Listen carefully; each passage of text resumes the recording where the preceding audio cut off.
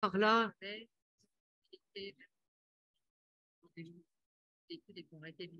Si vous pouvez vous lever pour laisser passer les gens, il y a des places au milieu qui sont encore inoccupées.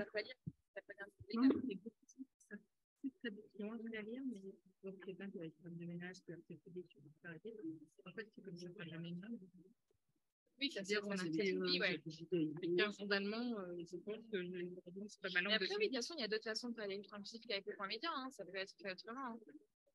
Parfois, ça peut devenir un peu lourd aussi quand on répète les deux. Mais il y a aussi plein de façons, c'est plus possible de mots qui ne sont pas forcément genrés. Ou de... Il y a plein de mots qui ne sont pas genrés. Je vous propose de commencer.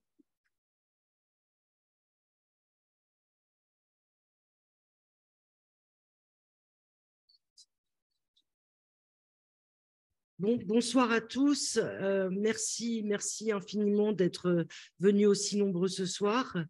Je me présente, je m'appelle Anne-Béatrice Schlumberger, je suis la présidente de notre groupe environnement et développement durable des alumni de Sciences Po, qui co-organise ce soir avec un certain nombre d'associations d'alumni partenaires cette réunion.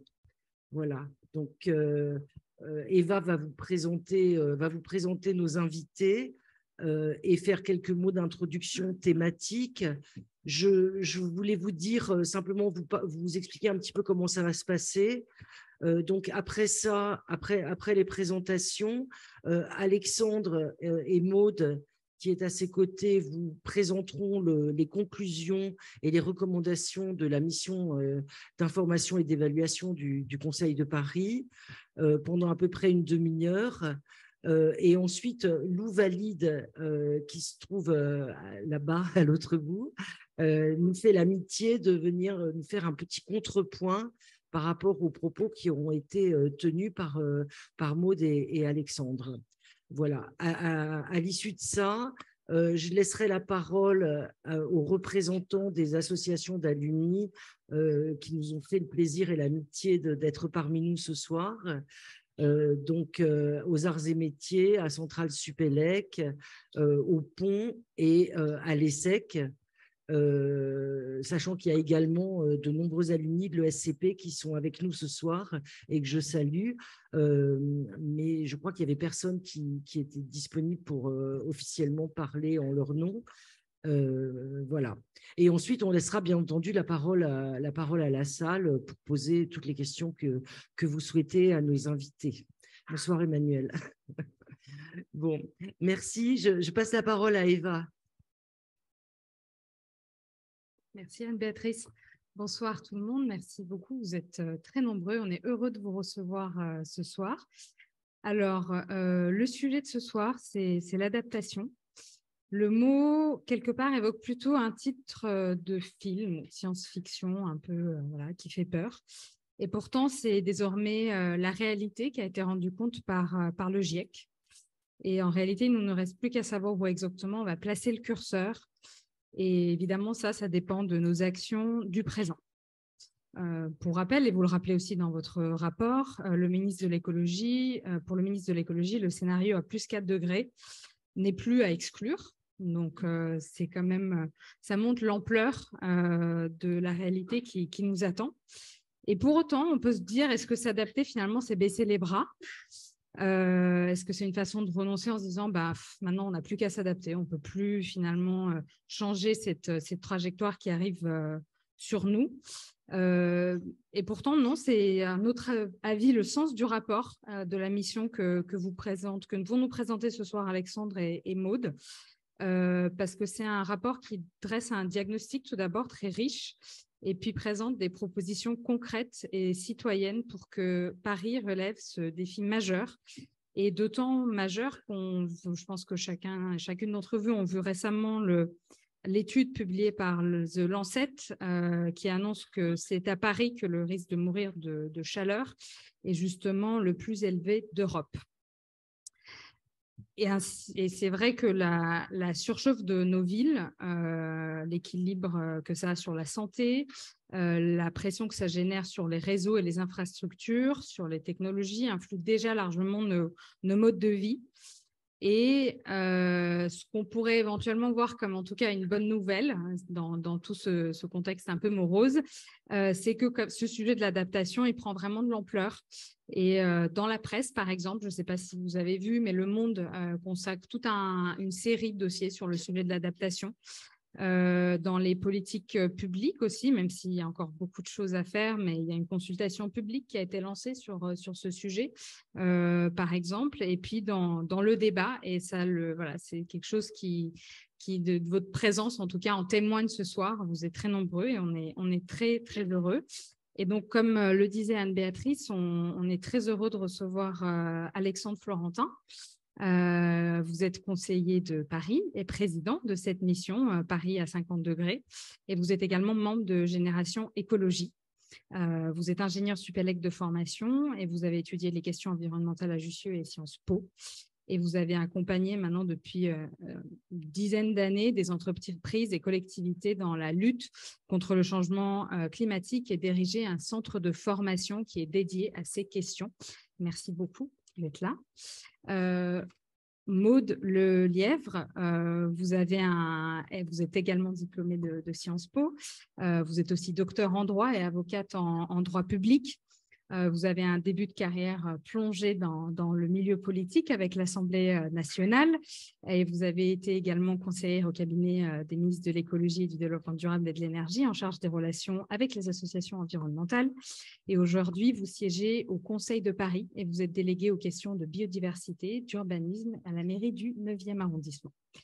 Et vous êtes également délégué général de l'Association nationale des maires et des élus pour l'environnement et le développement durable. Et vous êtes présidente du comité français de l'Union internationale de conservation de la nature. Voilà. Et chevalier de l'Ordre du Mérite. On est très heureux de vous avoir ce soir. Et Lou Valade, merci également pour votre présence. Vous êtes en thèse actuellement à l'École des Ponts. En thèse en aménagement du territoire, vaste sujet justement qui nous concerne ce soir. Et vous êtes également diplômé de l'École polytechnique et des Ponts. Et vous avez rejoint le collectif pour un réveil écologique depuis 3 ans. Et vous avez notamment travaillé sur les sujets de transformation de l'enseignement supérieur ainsi que de la communication. Et Anne-Béatrice vous l'expliquera, mais vous nous donnerez ce soir votre regard sur ce rapport. Voilà, et je laisse maintenant la parole directement à Alexandre, et excellente conférence. Bonsoir. Merci à toutes et à tous pour votre présence et merci pour cette invitation. C'est moi où il y a une espèce de petit grésillement dans le micro. Je vais peut-être… Est-ce que c'est mieux? C'est plus agréable? Ok. Et merci de nous recevoir dans cette salle qui est un très bon exemple de maladaptation, puisqu'on a de très belles baies vitrées qu'on ne peut pas ouvrir pour cet événement, alors qu'il suffirait de les tirer un petit peu vers le bas pour que cet air chaud qui est en train de s'emmagasiner au fond, donc bon courage aux personnes qui sont au fond de la salle, cet air chaud pourrait partir librement pour nous rafraîchir. Alors, très rapidement, sur le constat, la chaleur tue déjà. Ne vous inquiétez pas, c'est un peu plus joyeux par la suite, mais il faut quand même se dire les choses. La chaleur tue déjà, ce n'est sans doute pas une nouveauté pour vous. Ça a été rappelé par Eva en introduction. Paris est déjà la ville où il fait bon mourir de chaud l'été, avec des surmortalités qui sont rappelées ici, notamment pour la canicule de 2003, qui est sans doute la plus connue en termes de surmortalité. Le maximum de température à Paris, il a été atteint en 2019 avec un quasi 43 degrés. Et il y a une autre canicule qui a marqué les esprits avant 2003, c'était celle de 76. Je vois des têtes qui hochent dans la tête avec un peu plus de cheveux blancs. Est-ce que vous savez quelle température on a atteint cet été-là à Paris? 35 degrés. Et à l'époque, on s'était dit, cette canicule marquera les esprits et on changera juste après.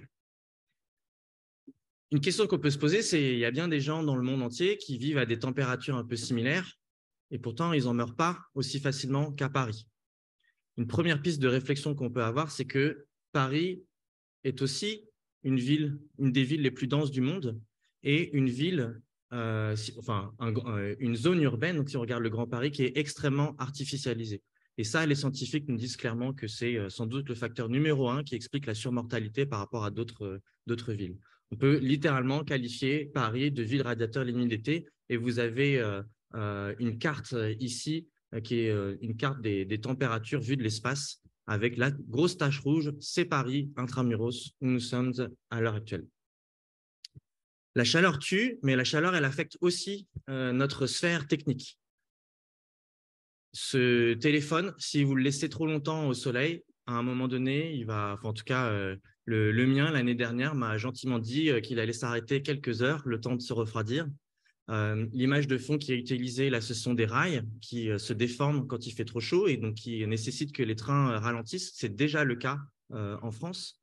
Votre frigo, si vous déménagez à Dakar, c'est à peu près sûr qu'au bout d'un an, il va arrêter de fonctionner parce qu'il a ce qu'on appelle une classe thermique qui définit une plage de température externe au frigo, une plage dans laquelle il fonctionne correctement.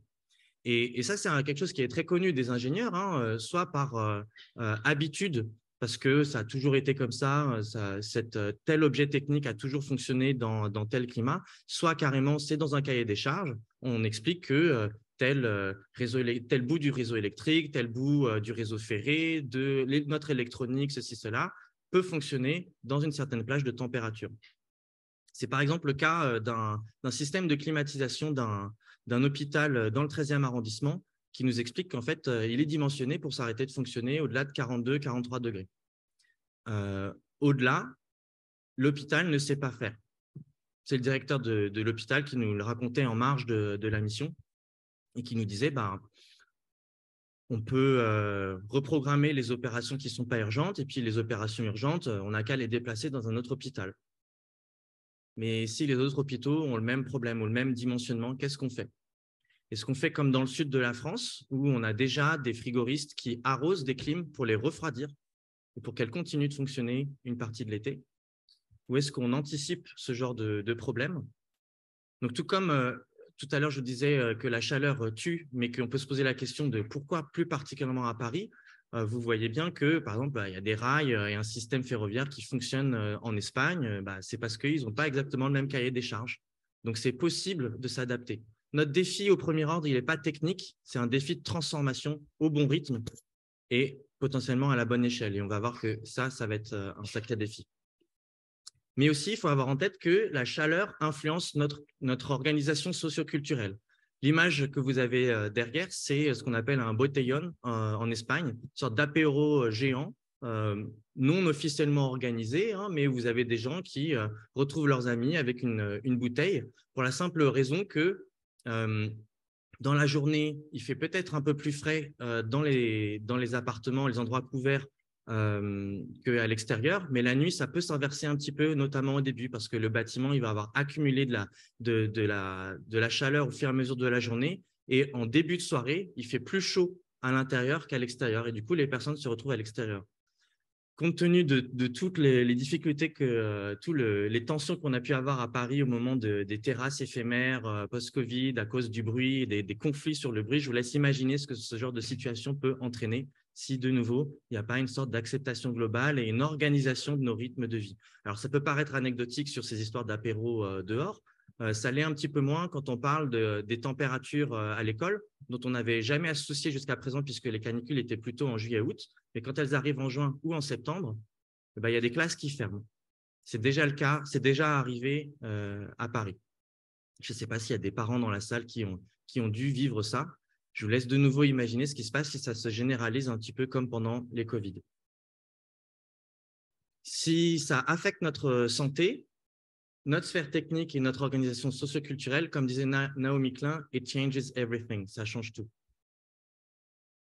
Alors, Paris à 50 degrés, c'est déjà une réalité. Vous avez ici quelques exemples de températures déjà relevées, 36 degrés dans une école, 57 degrés dans une cuisine. En moyenne, les cuisines parisiennes, elles font 14 mètres carrés et elles n'ont pas d'aération naturelle. Donc, il y fait vite très chaud quand vous avez un four qui fonctionne ou de la vapeur d'eau qui est qui est là en permanence. Les toits en zinc, ça peut monter jusqu'à 70 degrés, donc c'est une bonne température pour cuire un œuf. Et les autres événements, j'en ai déjà parlé. Je vous le dis là parce que c'est important de se dire qu'on n'a pas appelé la mission Paris en 2050, comme parfois les personnes font un petit lapsus. On parle derrière cette formule de 50 degrés, on parle de toutes les variations vis-à-vis de la température, des canicules plus tôt dans l'année, plus tard dans l'année, plus fréquentes, plus longues, plus intenses en température. Et c'est tout ça qui va varier à la hausse et qu'on a regardé dans notre mission. En commençant de ce qui se passe maintenant, qui est pas si bien documenté, il y a des choses qu'on a appris uniquement grâce à des témoignages et qu'on ne retrouvait pas dans des études scientifiques ou de sociaux. Mais il y a une question que tout le monde pose, mais alors c'est pour quand? Donc, avant de répondre à cette question, j'ai fait exprès de déconstruire cette interrogation qui montre une certaine angoisse vis-à-vis de ce qui est en train d'arriver. La question, c'est pas vraiment, le problème n'est pas vraiment de quand ça va arriver. Ça va arriver. C'est ce que nous dit la science. C'est difficile à dire, mais c'est une possibilité qui n'est plus à exclure. Et même, j'ai envie de dire, si on figeait le climat tel qu'il est, à savoir en stoppant net toutes les émissions de gaz à effet de serre, donc je vous le rappelle, petite parenthèse, si ce n'est pas clair pour vous, si l'humanité stoppe les émissions de gaz à effet de serre, on ne revient pas en arrière. Nous ne connaîtrons plus les étés de votre enfance. Les générations futures, pendant quelques milliers d'années, ne connaîtront pas les étés que vous avez connus pendant votre enfance. Ça, c'est le meilleur scénario. Donc, on a déjà un travail d'adaptation. Pour les gens qui aiment quand même les chiffres, vous avez ici un graphique. Donc, chaque bulle, c'est une canicule. Celle en jaune, c'est les canicules passées. Celle de 2003, c'est le cercle blanc. Ensuite, dans une sorte de rouge, c'est ce qui peut nous arriver dans les 30 prochaines années. Et le bordeaux, on ne va pas trop en parler, mais si ça part en cacahuète au niveau des émissions mondiales. En abscisse, la durée. Donc, plus on est vers la droite et plus ce sont des canicules qui durent longtemps. Donc là, c'est en semaines. Et plus on monte et plus la température maximale atteinte, elle est élevée. Et donc, ce que nous disent les scientifiques, c'est qu'il faut s'attendre et à une augmentation des températures et à une augmentation des durées. Et on va voir que ça ne pose pas du tout les mêmes problèmes. Une augmentation en température, ça pose plutôt des problèmes pour les sphères techniques.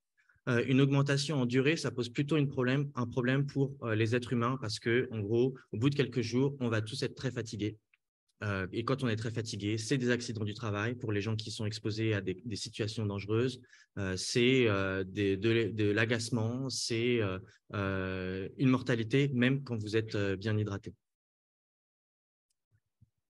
J'ai complètement zappé la partie où, pour ce soir où on fait le bilan de tout ce que la ville de Paris fait déjà. La ville de Paris fait déjà des choses, mais globalement, ça nous permet de nous adapter au climat actuel, mais pas du tout au climat qui vient.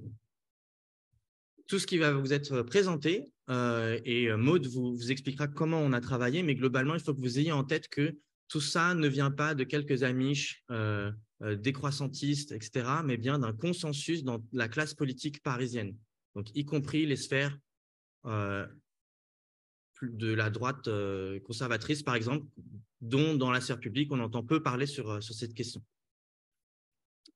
Un point qui nous a paru essentiel et qu'on a mis, c'est le groupe de préconisation par lequel on a commencé, c'est celui des écoles, parce qu'on connaît bien le problème de la surmortalité pour les personnes âgées, mais ce qui est en train d'arriver, c'est qu'on a une augmentation de la fréquentation des urgences de la part d'enfants et d'adolescents. Pour l'instant, c'est plutôt à bas bruit, mais c'est en train d'augmenter. Il n'y a pour l'instant pas eu de mortalité associée à ça, heureusement. Mais ça peut être la prochaine étape. Et une des considérations qu'on a eues, c'est que, OK, on a beaucoup travaillé sur ce qu'il faut faire, sur les bâtiments, etc. On a assis notre mission sur une connaissance scientifique et technique assez approfondie pour ne pas se battre sur les faits, mais peut-être sur les opinions. Mais implicitement, il y a quelque chose qui ressortait qui était que on ne pourra pas adapter la ville et ses usages on ne pourra pas adapter tous ces usages. C'est-à-dire que l'idée de l'adaptation, telle qu'elle est conçue ici, c'est qu'en fait, quand on voit la somme des transformations qu'on a à faire dans un temps extrêmement court, Magali Regueza du Haut Conseil pour le climat nous parlait de faire en quelques, peut-être 10-20 ans, ce que des villes du Sud ont eu plusieurs centaines d'années pour s'adapter à des climats plus chauds. Là, il va falloir le faire en une 10-20aine d'années. Et bien, ce défi-là, il impose de se concentrer sur ce qui est essentiel.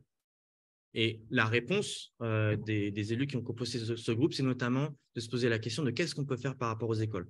Peut-être que vous avez déjà entendu parler des cours Oasis qui consistent globalement à débitumiser, végétaliser, changer de revêtement pour que ce soit plus poreux, etc. Les cours d'école qui, au fur et à mesure des années, sont plutôt devenus des sortes de mares de bitume avec un panier de basket. Là, il va falloir revenir en arrière. Mais la question qui se pose, c'est qu'en fait, s'il fait plus chaud, et vraiment cette salle est un très bon exemple de ça, si vous avez toutes les salles de Sciences Po qui sont conçues de la même manière que cet amphithéâtre, ce n'est pas parce qu'il y a une petite cour arborée juste là dont on aperçoit l'horizon, ce n'est pas ça qui va faire la différence. Donc, il va falloir travailler très profondément sur les bâtiments.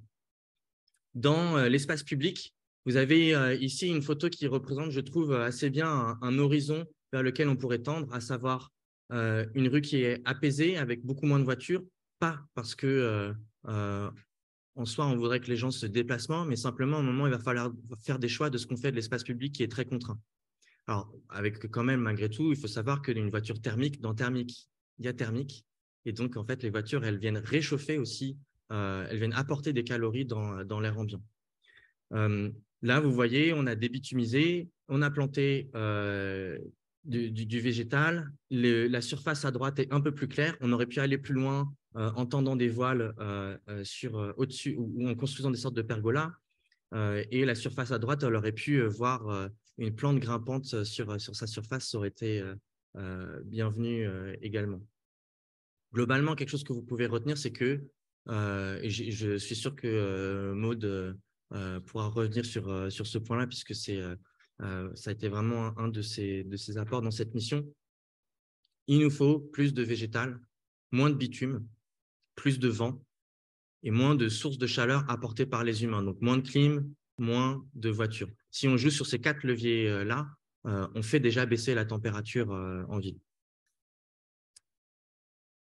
Je ne vais pas tout passer en revue, mais ce point-là, il me semble important. Si on se dit qu'il faut massivement débitumiser et planter des arbres, de la végétation basse, etc., il va bien falloir entretenir tout ça. Personnellement, je ne crois pas qu'on puisse le faire uniquement avec la force publique. Donc, une idée qui est proposée ici, c'est d'inciter, et on pourrait prolonger le trait en se demandant si à un moment donné, il ne faudra pas collectiviser une partie de notre temps pour entretenir cette végétalisation. On pourrait imaginer que voilà, X demi-journées par mois, on participe à l'entretien comme ça de l'espace public. Ça, c'est une idée personnelle, elle ne faisait pas consensus dans la mission. Mais je la case parce que je suis sur scène.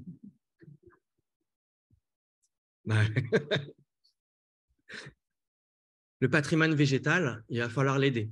Celui qui est sur pied, moi, je crois qu'il faudrait quasiment en avoir une vue sacralisée en se disant que ces grands climatiseurs naturels qui nous fournissent de l'ombre et qui servent de brumisateurs parce qu'ils captent l'eau qui sont dans les sols et ils le restituent sous forme d'évapotranspiration, ce patrimoine-là, il va falloir l'aider.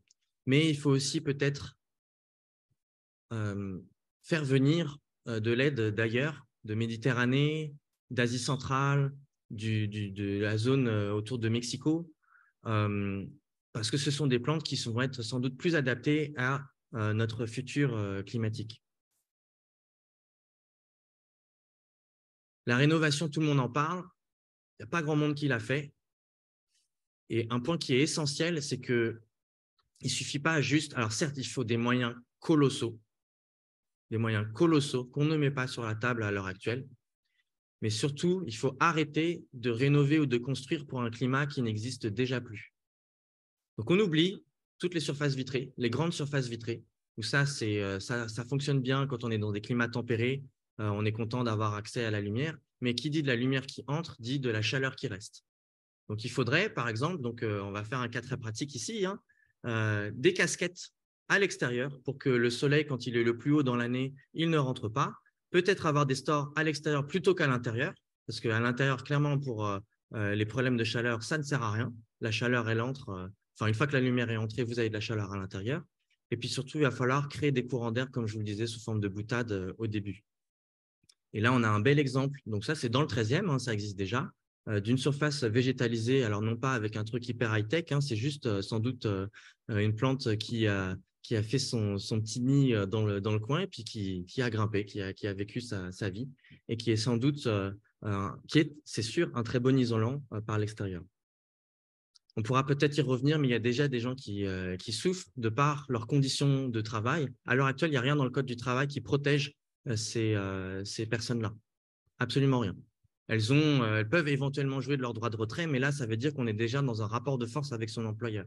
Il n'y a rien qui protège à l'heure actuelle les travailleurs par défaut. Et nous savons, enfin, il y a une très forte suspicion sur le fait qu'on sous-estime les morts dues au travail, parce que, par exemple, ça peut être des gens qui rentrent fatigués chez eux et qui décèdent dans leur domicile plutôt que sur le lieu du travail.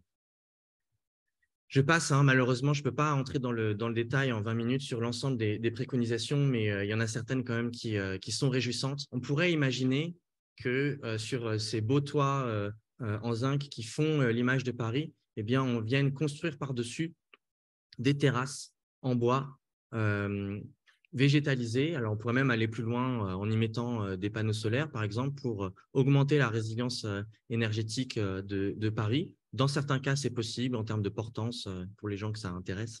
Je vois des regards un peu suspicieux. Donc, oui, on a vérifié tout ce qu'on raconte. Mais ça permettrait de sortir de l'image d'Épinal de ces toits parisiens pour les rendre plus accessibles aussi. Le canal Saint-Martin, ça pourrait être un bon espace. C'est déjà un espace un petit peu de baignade, mais je ne sais pas si vous savez qu'il y a 2 kilomètres souterrains entre République et Bastille, un lieu extrêmement frais qui est enchanteur. Moi, je me pose la question de pourquoi on n'en fait pas une vraie piscine olympique de 2 kilomètres où on pourrait aller se ressourcer. Il va falloir aller chercher aussi ces questions plus réjouissantes quand il va faire très chaud. Un exemple ici d'une ombrière dans un espace public, donc ça c'est à Marseille. Donc là, on n'est pas sur 3 mètres carrés, hein.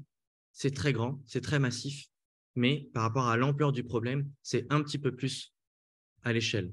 Donc vous voyez en fait là déjà qu'on est en train de parler de transformation extrêmement forte de l'esthétique parisienne.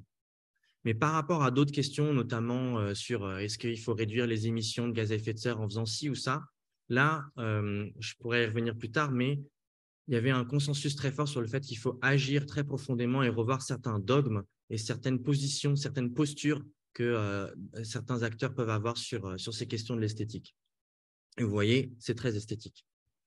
Il va falloir protéger les plus fragiles et penser aussi en termes de crise, de la même manière qu'on a un plan grand froid avec des mises à l'abri. Demain, qu'est-ce qu'on fait des personnes à la rue, des personnes les plus fragiles, des personnes qui n'ont pas de maison en Normandie ou en Bretagne, ou d'amis qui ont une maison en Normandie ou en Bretagne pour aller se réfugier, ces personnes-là, elles vont rester bloquées à Paris. Qu'est-ce qu'on fait? Est-ce qu'on réquisitionne des hôtels? Est-ce qu'on réquisitionne des bureaux du tertiaire qui sont en général climatisés? Tout ça, ça se prépare. Je vais revenir sur un point qui, je pense, est intéressant pour les sphères que vous côtoyez. On a appelé ça créer un réflexe adaptation. C'est-à-dire qu'en 2023, c'est scandaleux de prendre une décision, de signer un contrat, d'écrire un appel d'offres qui ne prennent pas en compte le climat futur et qui ne se posent pas la question de est-ce que je suis en train de verrouiller un système technique ou un système institutionnel dans un climat passé? Je vous laisse réfléchir à ça dans vos sphères professionnelles. En général, la réponse, c'est qu'on n'est pas encore au niveau. On s'est posé beaucoup de questions sur le financement, mais ça, je pense que je pense qu'on peut dire, je ne sais pas ce que tu en penses, Maud, que c'est sans doute l'axe sur lequel on a été le moins ambitieux par manque de temps et par manque de point de vue. On partait de plus loin. Il nous aurait fallu peut-être un mois de plus pour arriver à nous mettre d'accord sur cette question. Il n'y a pas eu que du consensus. Là, je vous mets quelques images de cas qu'on a gentiment mis sous le tapis, mais à un moment, il va bien falloir s'en soucier. À gauche, des projets grandioses, inutiles. Est-ce qu'on a vraiment besoin d'une tour triangle ou d'une gare d'Austerlitz construite et qui ressemble à un immeuble, une grande tour couchée? Est-ce qu'on a vraiment besoin, pour aller faire une piscine pour les Jeux Olympiques et un solarium, de détruire les jardins d'Aubervilliers qui font partie des derniers jardins ouvriers du pourtour parisien? Et plus on urbanise autour de Paris et plus il fait chaud dans Paris intramuros. Donc, si vous habitez Paris, cette question vous concerne également. Et enfin, les immeubles vitrés existants, on peut dire qu'on ne va plus construire d'immeubles vitrés parce qu'en gros, ce sont des serres sur place. Mais que va-t-on faire de cet héritage qui nous est laissé? Et enfin, cette slide-là, comme j'ai dépassé un petit peu de mon temps et je ne voudrais pas que ça rogne sur le temps de Maud, je ne la commenterai pas, mais on pourra en parler sur ce que vous pouvez faire. Merci de votre attention.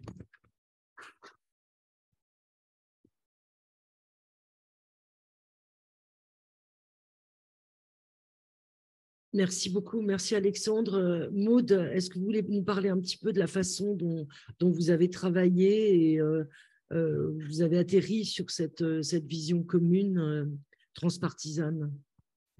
Merci et merci de votre invitation avant tout. Alors, je pense qu'on ne serait pas là, ça chouille un peu aussi, non? Ça va? Pour le son, ça vous va? Oui. Non. Je crois qu'on a... Faire comme ça va? C'est mieux, oui. Oui, c'est... Je pense qu'on ne serait pas là ce soir à vous présenter un rapport et sans doute pas ce rapport, mais surtout pas un rapport si Alexandre Florentin n'avait pas réussi à convaincre l'ensemble du Conseil de Paris. Il a parlé de la droite. Je pense qu'il y avait un grand nombre d'élus qui n'étaient pas forcément très intéressés par le sujet. Et s'il n'avait pas réussi à convaincre en juillet, il y a un an, de l'intérêt de faire une mission sur le sujet pour Paris. Parce que effectivement, on a des villes qui se sont, et notamment Paris, mais d'autres grandes villes, intéressées à la question climatique par un angle qui était celui qui était plus porté auparavant, des villes zéro carbone, des villes intelligentes, des villes sur lesquelles on allait développer des technologies pour moins consommer. Mais la question de l'adaptabilité, l'habitabilité, la vision des habitants, finalement, peut-être face à la Smart City, elle avait été mise de côté. Et effectivement, en juillet, il y a un an, je pense qu'une partie des membres du Conseil de Paris, puisqu'il fallait un vote du Conseil de Paris pour obtenir une mission, ne comprenaient pas très bien ce sujet. Finalement, il était déjà traité quelque part. Et vraiment, je pense que la ville peut le remercier d'avoir trouvé cette volonté, puis après, d'avoir essayé de trouver dans chaque groupe des élus qui s'intéressaient quand même un peu au sujet, parce que comme dans tout rapport et dans toute mission, ça prend forcément du temps, ça dure 6 mois, les élus n'ont pas forcément le temps, on peut peut-être revenir sur le sujet, mais consacrer 4 heures par semaine, voire dans la densité de travail à la fin, on était plutôt à 8 ou 12 dans un emploi du temps qui est déjà assez chargé en contraintes.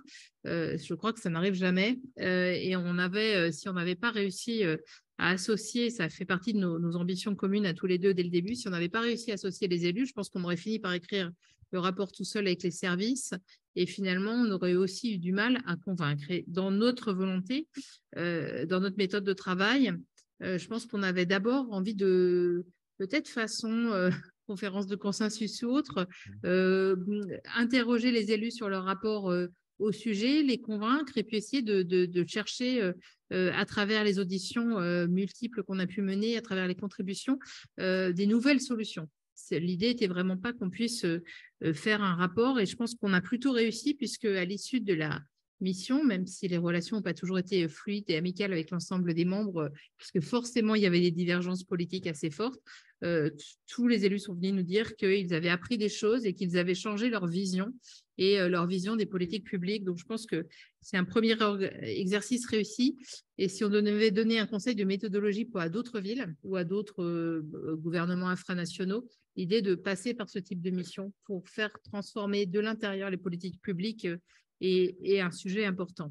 La deuxième chose, c'est qu'on est parti ensemble avec l'idée de faire un rapport un peu engageant. C'est beaucoup plus facile de faire un état des lieux un peu caricatural, majorité opposition, pour ou contre et de dire que tout ce qui a été fait par la majorité est extrêmement bien fait depuis 20 ans et tout ce qui est d'un autre bord, critiquer tout ce qui n'a pas été fait et ça n'aboutit souvent à pas grand-chose. Donc nous, on avait la volonté de mettre en valeur ce qui marchait, pouvoir critiquer, c'est pas toujours évident dans une mission comme celle-là, pouvoir critiquer ce qui ne fonctionnait pas, essayer de se dire qu'il fallait trouver des solutions.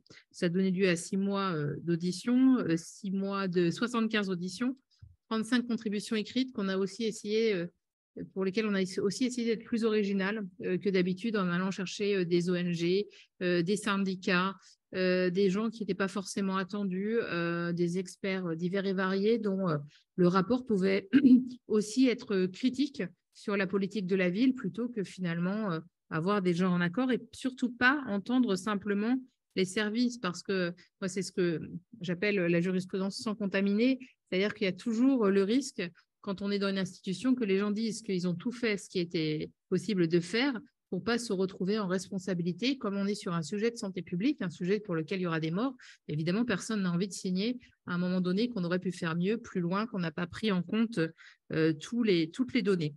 Alors, cette mission, elle a été, on a essayé de la traiter et de la travailler de façon transpartisane. Ça n'a pas été facile, plutôt facile quand même de sortir de la caricature après quelques échanges. Pas forcément facile d'engager tous les élus, éviter qu'au bout de séances, on n'ait plus que les collaborateurs de groupe, puis les stagiaires des collaborateurs de groupe, et ce qui permet souvent d'être plus facilement en accord, mais c'est moins efficient après en matière de politique publique. Et puis, c'était compliqué de trouver des ressources, à la fois des ressources en interne, et on s'aperçoit que dans des grandes villes, y compris comme Paris, mais on pourrait l'imaginer également pour des régions, les données existent, pas forcément avec les bons indicateurs, on ne sait pas forcément où les trouver, et on aurait besoin pour ce type de politique de pouvoir dresser une sorte de cartographie rue par rue, école par école, arriver à faire des analyses et finalement agréger des données, c'est compliqué, mais à l'avenir, il faut des indicateurs et des données pour savoir ce qui est fait, si ce qui est fait est efficient et comment renforcer ça. Notamment, un sujet qui nous a qui était important pour nous, c'était la notion de corridor d'air qu'a évoqué Alexandre. Pour garder des corridors d'air dans Paris, il faut se dire qu'il faut aussi accepter de ne pas construire. Et ne pas construire, ça veut dire savoir où passent les vents. Ce n'est pas une donnée aussi facile à trouver que de faire une cartographie d'espaces verts qu'on peut faire avec Google Maps ou avec les cartes des services. Donc, une difficulté d'accès aux données, je pense à laquelle on va se confronter aussi les prochains mois, les prochaines années. Et puis, une difficulté de trouver aussi des données internationales, et c'est là où finalement peut-être on est un peu en avance dans le rapport, c'est que beaucoup de villes ont fait des plans d'adaptation au climat. Comment moins consommer, comment avoir des villes plus neutres en carbone. Un certain nombre de villes ou de territoires ont fait des plans d'adaptation à des catastrophes naturelles proches, type ouragan, notamment New York, risque de submersion. Mais finalement, la notion d'adaptabilité, la capacité à maintenir une ville confortable et agréable a été ne se retrouve pas, et on a passé quand même plusieurs semaines à essayer de rechercher ce benchmark sur lequel d'ailleurs on continue à travailler. Et puis compliqué pour un dernier point pour trouver des solutions. Alors finalement, on était assez rapidement d'accord tous les deux. Parfois, après, il fallait les convaincre. Je vous donne un exemple sur lequel on avait trouvé une solution, à mon avis, intéressante, mais on n'a pas été suivi par la mission, qui était l'idée dans les établissements scolaires, on est parti du principe qu'on n'allait pas climatiser tout Paris. C'était ni souhaitable d'un point de vue de ressources naturelles, ni très utile, et qu'il fallait trouver plutôt des solutions low cost, ou en tout cas soft, et il fallait pouvoir quand même avoir des accueils, des lieux qui puissent accueillir les enfants, comme les écoles, surtout si les canicules se répètent et arrivent tôt. On n'allait pas sortir les enfants des écoles, parce que parfois d'ailleurs l'endroit où ils pouvaient vivre était pire ou encore moins climatisé ou moins rafraîchi. Et donc on a proposé par exemple de supprimer les classes, comme on a de moins en moins d'enfants à Paris, sanctuariser les derniers étages dans les bâtiments administratifs, puisqu'on a moins d'enfants dans les écoles, ça faisait moins d'enfants aussi dans la cour de récréation. C'est une des solutions qui n'a pas été retenue, ce qui pouvait être une solution intéressante. Donc il a parfois été aussi difficile, au-delà de notre consensus, de trouver du consensus avec l'ensemble des membres de la mission. peut-être vous donner la suite, parce que Alexandre l'a évoqué également, il y a des manques. Alors, il y a des manques parce que 6 mois, c'est très court. Ça vous semble peut-être long, mais c'est très court pour arriver à faire des auditions, trouver l'ensemble des données et puis écrire. C'est court. C'était court aussi parce que, je ne sais pas si j'ai le droit de dire ça, oui, on est entre nous. À un moment donné, dans la mission, on s'est dit que ça n'allait pas assez loin. Et on travaillait avec les services. Et en fait, à l'issue de plusieurs week-ends de travail conjoints, on s'est dit que ça n'allait pas assez loin et qu'on n'allait pas signer ce rapport et qu'on allait tout réécrire. Je pense qu'on était à 15 jours de la rendue du rapport puisqu'il y avait des dates de délai qui étaient liées au Code général des collectivités locales. Donc, on était 4 fois 2 mains pour écrire avec nos collaborateurs qui nous accompagnaient. On a tout réécrit pour se dire qu'on voulait essayer d'avoir ce rapport un peu engagé. Et on s'est dit, à l'issue de cette mission qui a été présentée au Conseil de Paris, qu'on essaie de présenter de façon publique aussi pour intéresser les gens sur les conclusions, parce que ce n'est pas une seule ville qui arrivera à faire de la transformation. Il faut des apports extérieurs, des regards extérieurs, le monde économique, un travail des syndicats. Il faut changer beaucoup de choses au niveau des collectivités locales, mais également changer des dispositions légales et réglementaires pour arriver à adapter les villes. On s'est dit qu'on allait faire un suivi. Alors ça non plus, c'est pas très conventionnel. Je crois qu'on n'a pas été très conventionnel tout le temps dans cette mission.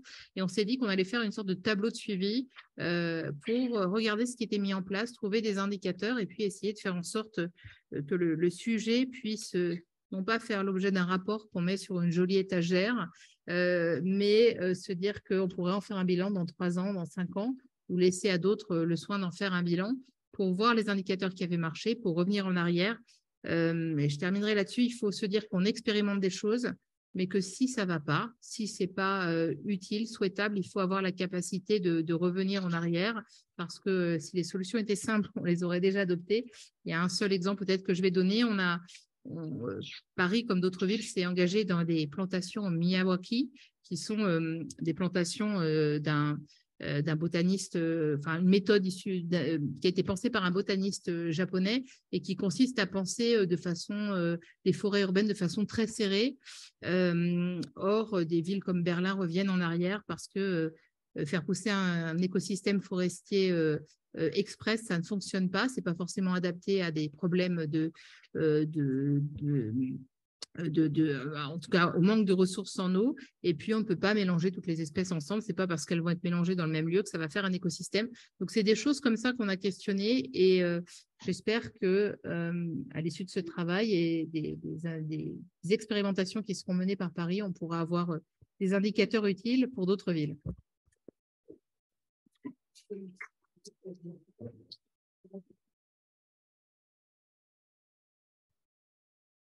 Merci beaucoup, Maude.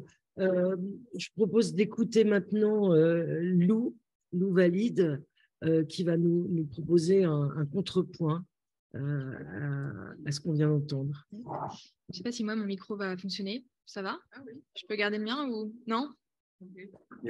Comme ça, c'est mieux ou pas? Ça va là? Bof. Sinon, on va changer de place.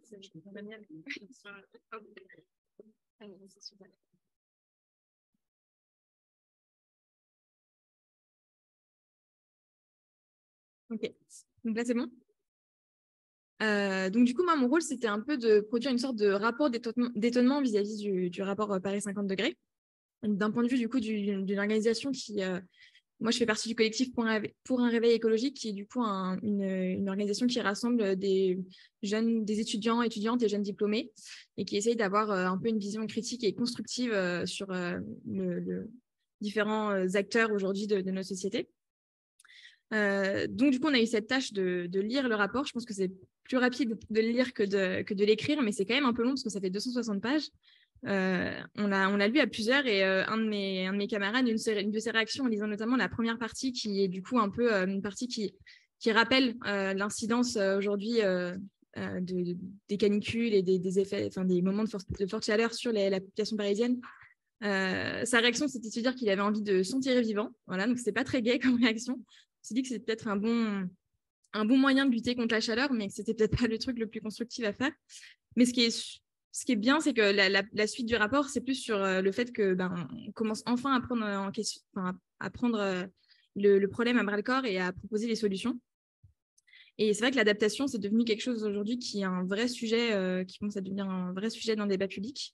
Et je pense que c'est aussi en partie parce que c'est plus, contrairement au changement climatique, le fait de travailler sur les effets que ça va avoir directement sur nous, c'est peut-être plus facile de s'en saisir. C'est quelque chose qui est beaucoup plus local et dont les effets seront directement visibles par les personnes qui les mettent en place à leur échelle locale. Donc, c'est quelque chose qui est plus facile c'est plus facile de s'en saisir. Mais après, il ne faut pas oublier aussi que ces enjeux d'adaptation ne doivent pas laisser de côté les enjeux de mitigation, donc de réduction des émissions de gaz à effet de serre et d'essayer déjà d'aller le moins loin possible dans le réchauffement climatique. Et parfois, ça peut même entrer en conflit, mais c'est quelque chose qui est pris en compte notamment dans le rapport avec les enjeux de maladaptation, avec le fait d'utiliser des climatisations, par exemple, à outrance, qui vont consommer beaucoup d'énergie et entrer dans une sorte de cercle vicieux de créer le problème en essayant de pallier les problèmes qu'il apporte. Et donc aujourd'hui, il y a un enjeu de s'y mettre rapidement, notamment quand on parle d'aménagement et de construction, puisque c'est des choses qui sont sur des temps très longs. Et aujourd'hui, il y a encore des bâtiments qui sont construits en fait en prenant en compte les climats actuels, c'est ce que Alexandre disait tout à l'heure. Et en fait, aujourd'hui, par exemple, on m'a parlé récemment d'une gare RER construite donc, dans le cadre du Grand Paris. Ils avaient fait des tests thermiques avec des simulations de canicule un peu classiques qu'on a déjà eues. Et déjà, en fait, sous les températures qu'on a déjà pu connaître dans le passé, la gare était un peu...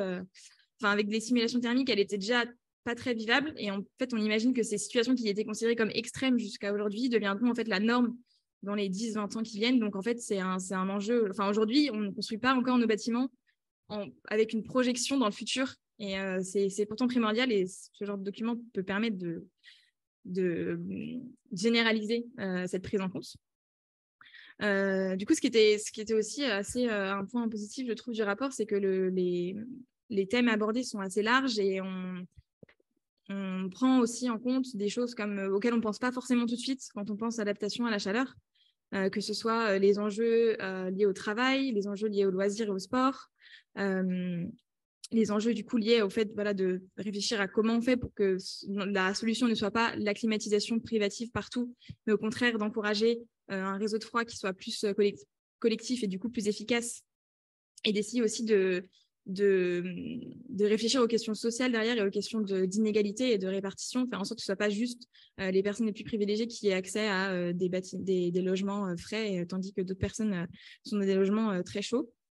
Il y a aussi la question du reste du vivant en dehors des humains, que ce soit pour protéger le vivant pour son intérêt propre et aussi parce que ça apporte la végétation qui va nous aider dans le cadre des grandes canicules va aussi avoir besoin d'aide. C'est un peu du donnant-donnant. Et il y a aussi un enjeu très fort au niveau de l'adaptation aux chaleurs, c'est les différentes échelles de cette adaptation. C'est aussi quelque chose qui est abordé un petit peu dans le rapport, mais le fait qu'il y a l'échelle de la ville, l'échelle des logements et l'échelle du piéton, et qui parfois peuvent aussi entrer en concurrence ou ne pas forcément nécessiter les mêmes solutions. Par exemple, pour tout ce qui est surface réfléchissante, c'est mieux d'avoir des surfaces avec des albédos élevés pour refléter les rayons, pour éviter les effets d'îlot de chaleur, etc. Mais par contre, en termes de confort thermique du piéton, du coup, ça va lui renvoyer à lui au lieu que le sol absorbe cette chaleur. Donc, il y a des choses parfois qui peuvent un peu entrer en concurrence et qui sont encore des sujets de recherche actuellement. Donc, tout n'est pas défini et il y a plein de choses à creuser encore.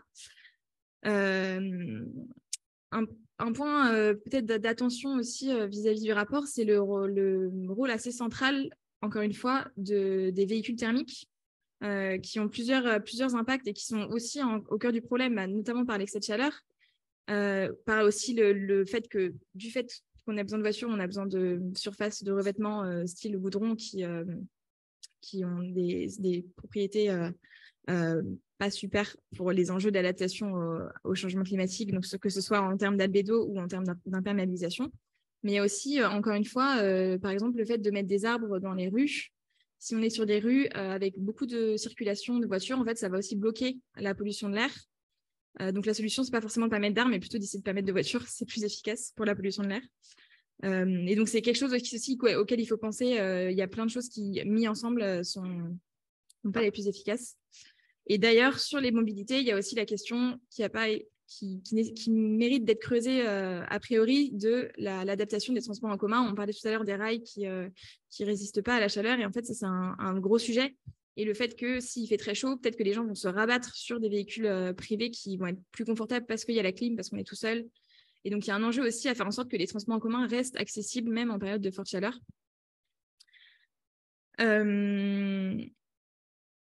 Il y a une question aussi qui est assez centrale, qui est celle de l'eau, puisque c'est un peu au cœur de tout. Notamment, le fait que la végétation refroidisse, permette de refroidir, c'est notamment dû à l'évapotranspiration, mais pour avoir de l'évapotranspiration, il faut de l'eau.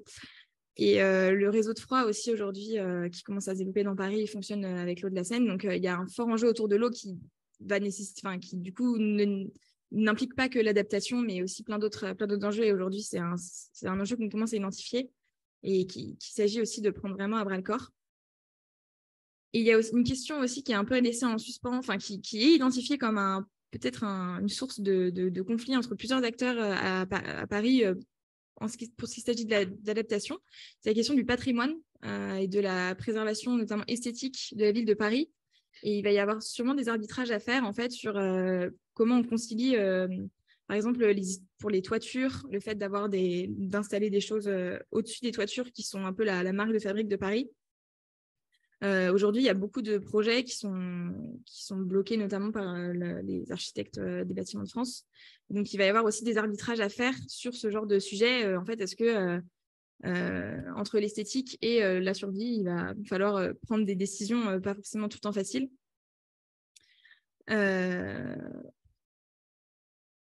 De la même façon, sur les questions d'arbitrage, je pense que c'est aussi pareil, très rapidement abordé, mais sur les gros événements sportifs, il y a l'histoire de se dire, par exemple, pour les JO, que les JO, aujourd'hui, dans l'organisation des JO, ils prennent en compte le fait qu'il puisse y avoir des grosses canicules pendant les JO, et du coup, comment les JO en eux-mêmes font en sorte d'être prêts face à ça. Mais la question, c'est est-ce que les solutions mises en place pour l'organisation des JO entrent en concurrence avec les besoins pour protéger la population parisienne ou les écosystèmes parisiens. Donc, encore une fois, il va y avoir beaucoup d'arbitrage à faire, que ce soit au niveau de Paris ou au niveau plus général de la métropole. Et plus globalement, en fait, aujourd'hui, je pense qu'il va y avoir besoin d'un vrai plan en fait, d'action qui découle notamment des préconisations de ce rapport, que ce soit pour le réseau de climatisation et réfléchir en fait aux impacts que ça va avoir. Je pense que sur le travail notamment, là on parle de professions qu'on sait aujourd'hui qui sont déjà affectées lors des canicules, mais c'est vrai que si on a des canicules qui sont avec des températures plus élevées et qui durent plus longtemps, ça risque d'affecter en fait beaucoup plus de travail, beaucoup plus de personnes. Et en fait, on peut arriver à des solutions des situations assez drastiques où en fait, si on atteint les 50 degrés à Paris, je pense que pour beaucoup de gens, pour la plupart des gens, ça va être très compliqué de travailler. Donc, il y a aussi des questions à penser, en fait, ces périodes peut-être d'arrêt économique, comme on a pu avoir un petit peu aussi pendant le confinement, une sorte de confinement canicule. C'est aussi des choses qui sont possibles, qui sont des futurs possibles à envisager. Et dans la même veine, en fait, il y a aussi cette question de réfléchir, mais pareil, c'est quelque chose qui ne se pose pas forcément à l'échelle de Paris, mais à l'échelle de toute la France, de est-ce que il faut qu'on continue à travailler exactement de la même façon tout au long de l'année? Est-ce qu'il y a des adaptations à faire pour avoir des méthodes ou des façons de travailler qui sont différentes en fonction des périodes et en fonction du coup des événements météorologiques et des conditions qui sont extérieures sur lesquelles on ne peut pas influer?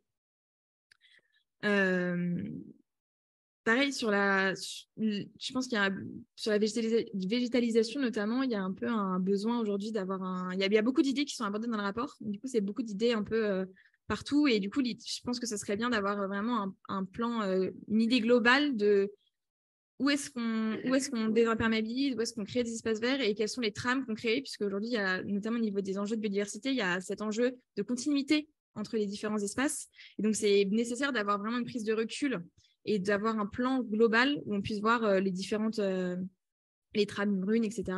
Et de réfléchir à quels sont les usages. À nouveau, il y a une question de priorisation. Quels sont les usages qui sont voués à disparaître? Donc là, par exemple, les surfaces qui sont envisagées pour faire des espaces verts, ça va être les parkings, beaucoup les parkings, les stationnements en surface, comme comme pas que en surface d'ailleurs. Et en fait, il y a cet enjeu de savoir quels sont les usages qu'on va prioriser, le logement, l'activité tertiaire, etc. Et je pense qu'il y a aussi une question qui n'est pas trop abordée, mais la question des hypothèses démographiques qu'on prend pour la ville de Paris, puisqu'aujourd'hui, la population a tendance à décroître à Paris. Et j'ai regardé un petit peu les scénarios, les projections de l'INSEE pour les populations en 2050 de Paris. Les scénarios ont été faits en 2013, du coup, je pense que ça a dû un peu... Peut-être que les scénarios seraient différents aujourd'hui. Ils pariaient sur une remontée un petit peu pourrait atteindre les niveaux de 2013 justement à horizon 2050. Mais si effectivement on se retrouve à avoir des étés qui sont invivables dans la ville de Paris, peut-être qu'il y a beaucoup de gens qui vont partir petit à petit. Moi, je sais que dans les gens de ma génération, notamment, quand il s'agit ou des gens qui ont par exemple une trentaine d'années et qui sont dans un âge où ils commencent à réfléchir à investir dans l'achat d'un appartement, par exemple, il commence à y avoir de plus en plus de gens qui se disent je ne vais pas acheter un appart à Paris parce qu'en fait, je sais que les étés dans 20 ans à Paris ne seront pas vivables. Donc, c'est quelque chose qui commence vraiment à influer en fait, sur les choix que nous faisons aujourd'hui. Quand on commence à se projeter dans le futur, c'est quelque chose qui a un impact. Et donc, je pense que c'est aussi la question de combien de gens habiteront encore à Paris dans 30 ans. Et ça peut aussi influer sur les solutions qu'on veut mettre en place. Et pour, j'essaie de me dépêcher pour finir, mais toutes les questions, je trouve, qui sont super intéressantes. Donc, c'est aussi parce que c'est un peu en lien avec mon sujet de thèse, mais des imperméabilisations et de recréer des espaces verts un peu partout amène du coup à se poser cette question d'un vrai plan directeur, mais aussi amène à se poser la question du rapport à la nature en ville. Par exemple, les projets qui sont lancés là de désimperméabilisation de cours d'école. En fait, quand on met de la pleine terre ou des choses comme ça, ça amène les enfants qui jouent plus sur du goudron, ils vont se salir, ils vont être en contact avec des choses avec lesquelles on n'est plus trop en contact, notamment en ville. Et donc, ce qui est super intéressant, c'est que ça amène cette question du rapport à la nature et notamment de la nature en ville. Et aussi, en lien, puisqu'on parle d'école, de l'aspect sensibilisation, formation des populations à ces enjeux-là. Et c'est quelque chose qui se développe beaucoup aujourd'hui, les classes dehors, par exemple. Je sais qu'il y a des gens qui font ça dans le 20e. Donc même dans Paris, ça se fait, en fait, d'essayer de trouver les quelques petits bouts de nature qui sont là et d'essayer de se reconnecter à cette nature et d'apprendre à juste repérer le chant de l'oiseau le matin qui chante tous les matins et des enfants qui ont ce rendez-vous quotidien avec l'oiseau. Et en fait, c'est pour ça que je voulais aussi parler très rapidement des enjeux qui sont un peu les enjeux que nous, on traite pas mal dans le collectif, qui sont les enjeux du coup de formation et de compétences. Et aujourd'hui, en fait, il y a plein de choses qu'on a envie de mettre en place, plein de solutions, mais il faut des gens pour les faire. J'ai entendu quelqu'un dire une fois qu'il y avait beaucoup de gens qui étaient là pour penser, mais il va falloir on va avoir besoin de beaucoup de gens pour faire, en fait, aussi. Donc, il y a un fort enjeu de formation. Je sais que là, dans le rapport, à un moment, on cite l'exemple d'une des dernières écoles de couverture qui essaye justement de prendre en compte ces enjeux d'adaptation dans les enjeux de couverture des toits, notamment parisiens. Mais en fait, il y a plein de choses. Moi, j'avais fait un stage de recherche sur les solutions fondées sur la nature. Et en fait, un des freins à leur mise en place, c'est qu'il y a plein de boîtes qui ne savent juste pas comment faire, en fait, qui n'ont pas les compétences. Et donc, il y a aujourd'hui un fort enjeu de formation, que ce soit pour les étudiantes aujourd'hui ou les personnes en reconversion, parce qu'il y en a beaucoup aussi aujourd'hui. Et donc, c'est aussi important d'identifier ces besoins-là, les besoins en compétences, en fait, les besoins, ça peut aussi peut-être être une des suites du rapport, d'identifier, là, on va avoir besoin de monde pour travailler. De la même façon, aussi, dans le rapport, on parle de certains métiers pénibles, où, en fait, il va y avoir aussi un conflit entre le fait que ce sont des métiers qui vont être difficiles à exercer en cas de canicule, mais qui en même temps sont essentiels en cas de canicule. Donc, par exemple, tout ce qui est ramassage des déchets, tout ce qui est soins aussi à l'hôpital, ce genre de choses qui sont, en fait, on a besoin qu'il y en ait beaucoup de gens là présents pendant la canicule, mais en même temps, ça va être des métiers durs. Du coup, peut-être que ça nécessite qu'il y ait plus de personnes qui aient ces compétences-là pour exercer ces métiers-là au moment où on en a besoin. Donc voilà, je trouve qu'en fait, la question de la formation, elle se retrouve partout, et notamment ici, elle est très forte. Et globalement, je pense qu'il y a une importance aussi à faire le lien avec justement essayer de guider aujourd'hui, notamment des jeunes, des lycéens. Je sais que là, dans le rapport, on aborde le fait de sensibiliser à ces questions-là les collégiens lycéens grâce à l'Académie du climat, qui est un bon moyen à Paris pour faire ça. Et peut-être qu'il y a aussi un enjeu à diriger ces jeunes-là vers les métiers, les formations et les secteurs en fait, qui ont besoin de monde, et aussi rediriger ces personnes-là vers des Là, l'emploi dans la fonction publique, je pense, peut avoir beaucoup d'intérêt dans le cadre de la transformation écologique. Voilà, j'espère que ce n'était pas trop décousu, mais...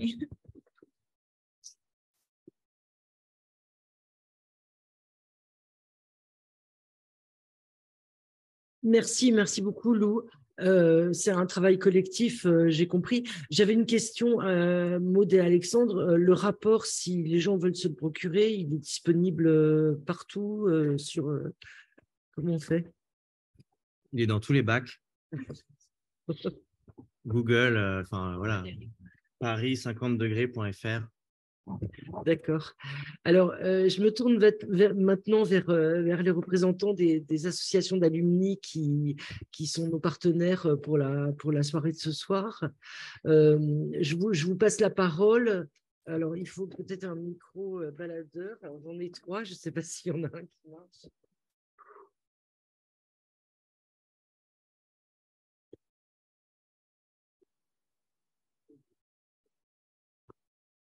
Voilà, je vous demanderai de vous présenter vraiment rapidement, parce qu'on a commencé en retard, de nous expliquer un petit peu pourquoi vous teniez à être avec nous ce soir, et puis si vous avez une question à poser à nos interlocuteurs.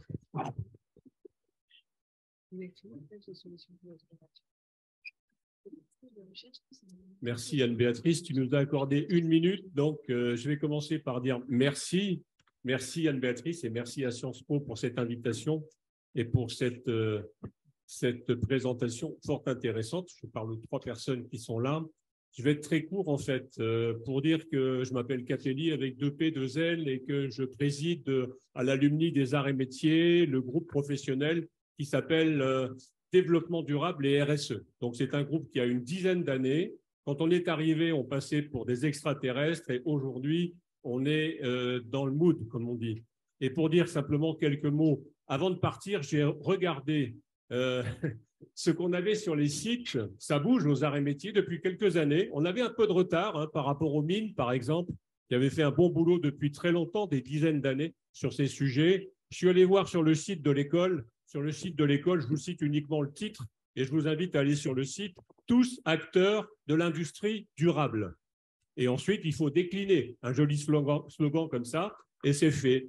Je suis allé voir sur le site de l'Alumni, bon, je fais celui qui ne savait pas, si je savais, on a une nouvelle stratégie qui s'appelle AM 2030, ça ne s'invente pas, depuis une petite année, et évidemment, ça consiste également à définir ces axes stratégiques et de déployer sur des actions concrètes. Alors, j'en ai choisi une seule, parce qu'il y a très peu de temps, et c'est finalement le rôle qu'a choisi un certain Raphaël Zaccardi, peut-être certaines ou certains d'entre vous le connaissent. Il était le patron de Caterpillar France et il est aujourd'hui en retraite et il est un grand acteur de ce qu'on appelle la CEC, la Convention des entreprises pour le climat. C'est un exemple et ça consiste à réunir régulièrement des promos, des escouades de dirigeants d'entreprises et de les faire travailler sur un parcours.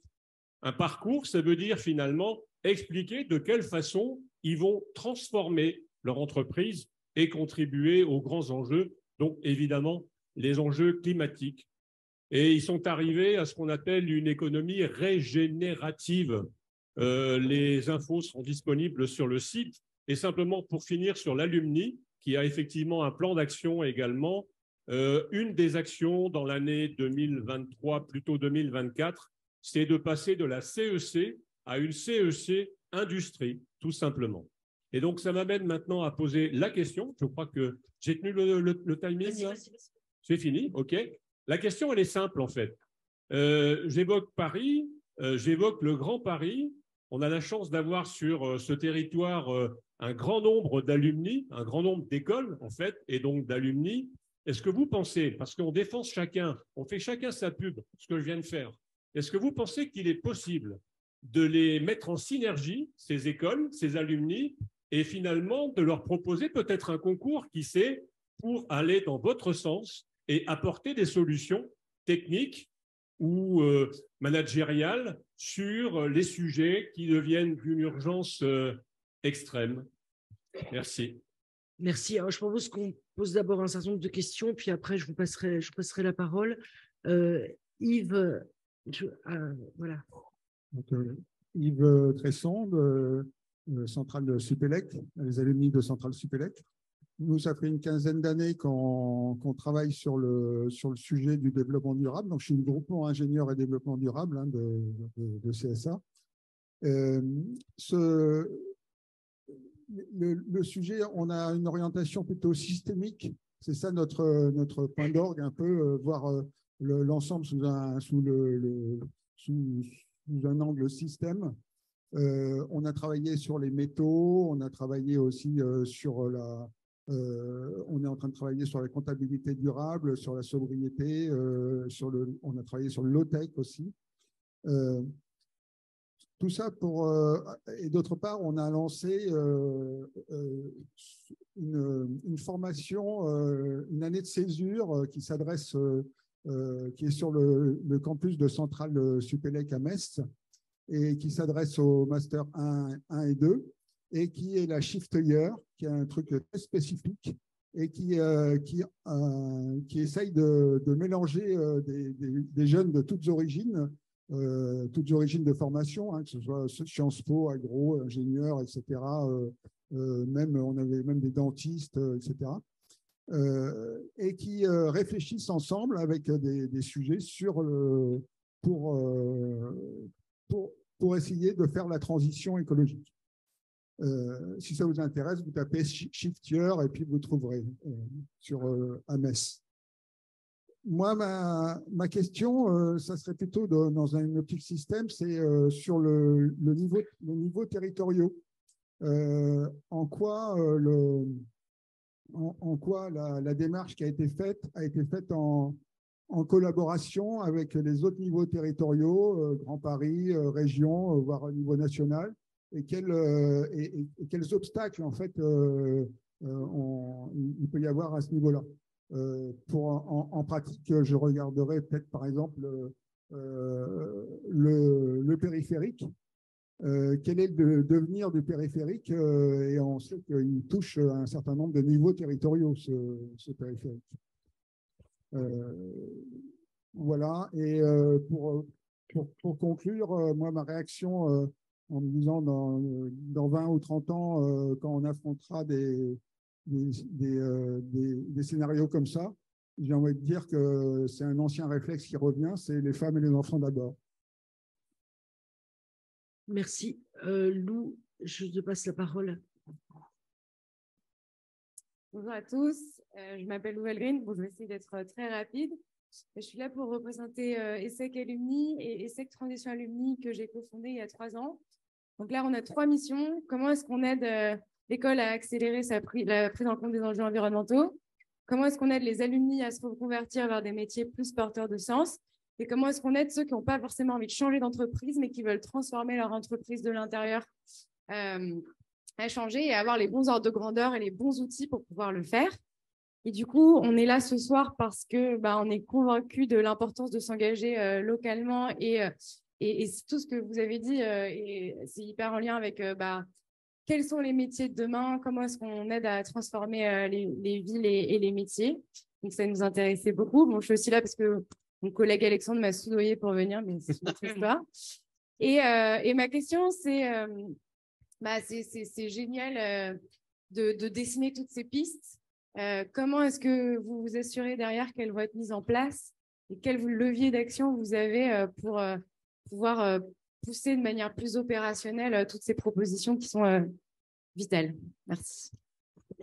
Merci. Voilà, Manuel. Bonsoir à toutes et à tous. Manuel Astier des Ponts. Merci beaucoup Anne-Béatrice pour l'organisation, pour ce thème fondamental. Merci beaucoup pour la présentation du rapport extrêmement intéressante. Nous, à Pont Alumni, donc je représente le groupe Transition écologique, bien entendu, qui a été refondé au moment du Covid. Avant, il s'appelait Développement durable et on s'est dit qu'il fallait changer de nom. De la même façon que notre ministère de tutelle a changé de nom aussi. Alors, ce n'est pas que du greenwashing.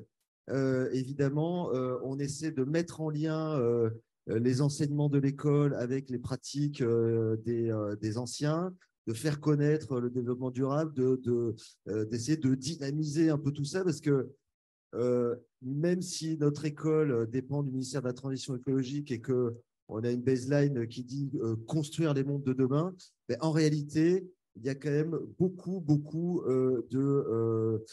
d'arriérisme et c'est difficile de faire changer les choses.